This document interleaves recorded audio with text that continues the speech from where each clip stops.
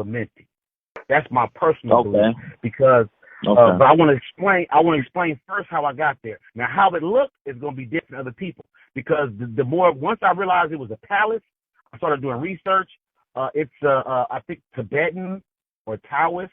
I think it's Tibetan. They go there specifically, but they always say that the hallways are all red crystal. Not for me. Not for me. But before I get into it, I just want to say first that it's an actual destination.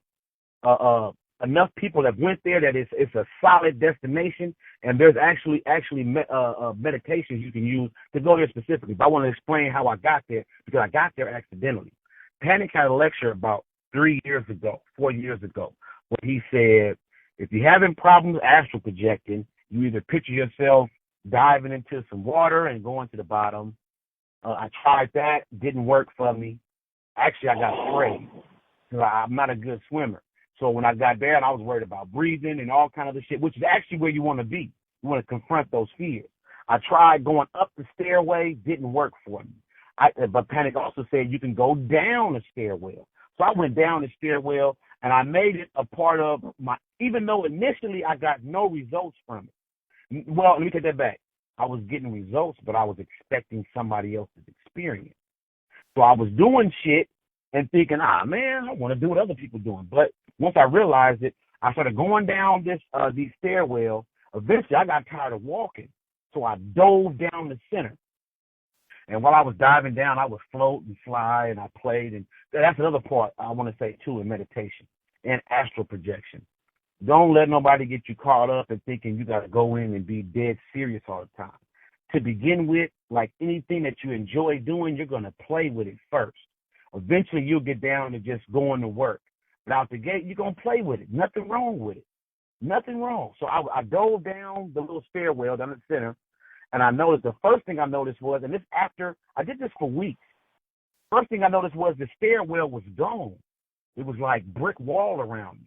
So I stopped just free falling, and I all around me, it was all black, real black. First I thought it was stone, but I had never touched the wall.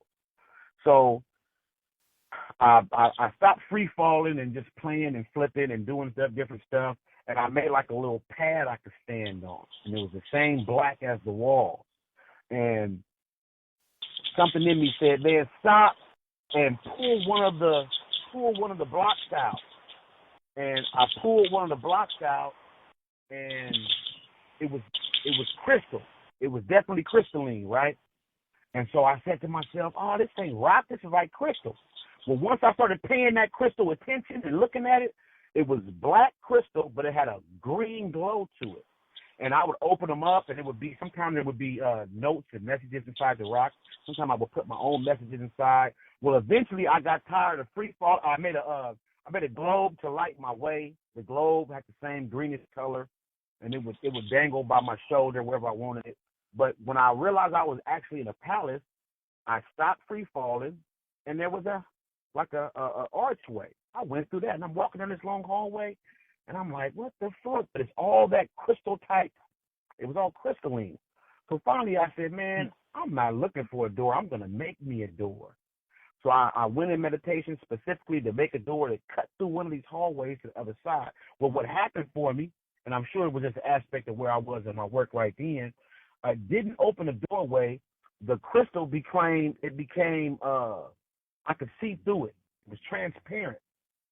And what I saw inside, it was all kinds of creatures, animals, alien looking, just animals. But they all had, what's the word, anthropomorphic. They were all upright, walking.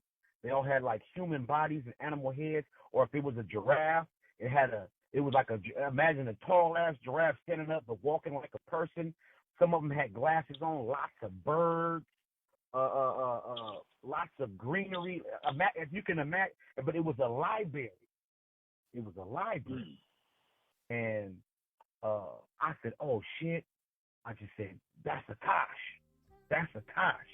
So what I did, I never actually physically accessed that part of it. But what I did, I was heavy into sigils at the time. What I did, because the thing is with sigils is the one you make and forget is the one that comes through.